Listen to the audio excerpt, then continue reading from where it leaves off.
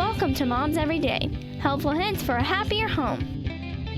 Welcome to Moms Every Day. Today we are at CapRock Emergency talking to Dr. Young about concussions, something that y'all see a lot of patients coming in this time of year with signs of concussion. Tell us exactly what are those signs to look for and what is a concussion?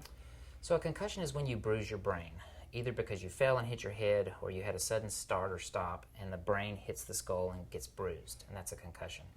Some of the signs that we see that help us to decide if a person's had a concussion are important for parents to recognize because parents are the ones who decide if they're coming to the ER. Those signs are fairly straightforward. First of all, if anytime someone loses consciousness after they've fallen and hit their head, that's always worrisome and should prompt a visit to the ER.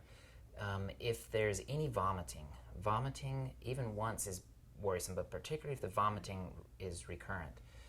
If there's any change in behavior, and parents always wonder, what kind of behavior? If the child's just a little sleepy, is that enough? Well, parents are the best to decide, my child's different now than before the fall, and that's always bothersome. And finally, if there's a large lump on the head, that always worries us too.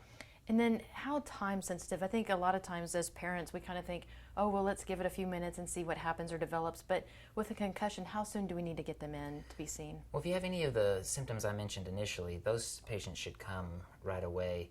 If you don't have those signs or symptoms, giving it a few minutes to see how the child does is okay. Certainly use your judgment, but it's not something that you need to rush dangerously to the hospital, but just come immediately to the ER and we'll help you sort it out. Wonderful. Thank you so much, Dr. Young. Again, if you'd like more information on CapRock Emergency or concussions, you can go to momseveryday.com/BCS.